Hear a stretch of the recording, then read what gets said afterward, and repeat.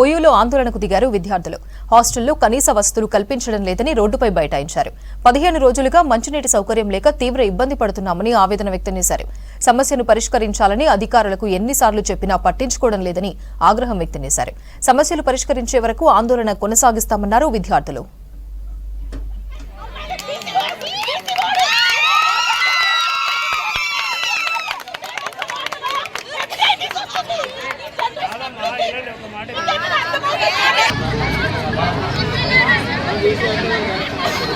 లేవని చెప్పేసి రోడ్ల మీద కూర్చుంటే దీనికి బాధ్యులైనటువంటి హాస్టల్ డైరెక్టర్ కావచ్చు, రిజిస్ట్రార్ కావచ్చు, వీసీ కావచ్చు, ఈరోజు ఏసీ గదుల్లో సెద తీరుతూ ఉన్నారు.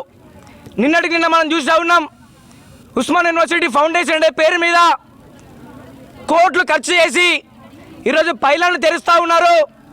హంగు ఆర్భటాలతోటి ఈరోజు ఫెస్ట్ నిర్వహిస్తున్నారు. తప్పితే విద్యార్థులకి ఏ సౌకర్యాలు కావాలో కనీసం చిత్తశుద్ధి లేనటువంటి అధికార యంత్రాంగం ఈరోజు మనం ఉస్మాన్ యూనివర్సిటీలో చూస్తూ ఉన్నాం.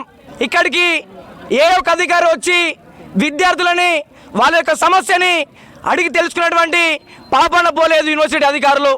ఇక్కడ ఉన్నటువంటి వీసీ కావచ్చు, రిజిస్ట్రార్ కావచ్చు, లేడీస్ హాస్టల్ డైరెక్టర్ కావచ్చు, వాళ్ళ యొక్క పైరవీల కోసం, వాళ్ళ యొక్క పబ్లిసిటీ కోసం యూనివర్సిటీని వాడుకుంటారే తప్పితే విద్యార్థుల శ్రేయస్సు కోసం, విద్యార్థుల యొక్క సంక్షేమం కోసం ఆలోచిస్తున్నటువంటి పాపన పోలేదు.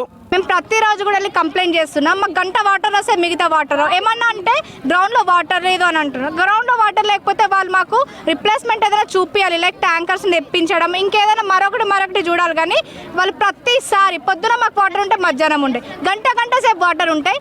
మాకు డైరెక్టర్ మేడం కాల్ చేసి అంటుంది, మీరు వాటర్ మిస్యూజ్ చేస్తున్నంట, మేము స్నానాలు చేయొద్దా, మేము బట్టలు వాష్ చేసుకోవద్దా, మేము నీళ్లు కూడా తాగొద్దా, ప్లేట్లు కడుక్కోవడానికి వాటర్ ఉండే, స్నానాలకి వాటర్ ఉండే, బ్రషింగ్కి వాటర్ ఉండే, రాత్రి 10కి అయిపోతే పొద్దున 6 గంటల వరకు మళ్ళీ మాకు వాటర్ రావు, మార్నింగ్ ఒక 2 అవర్స్ మళ్ళీ వాటర్ వస్తే మళ్ళీ 12 o'clock వరకు వాటర్ రావు. అంటే ఉన్న వాటర్ మేము అడ్జస్ట్ చేసుకోవాలంట.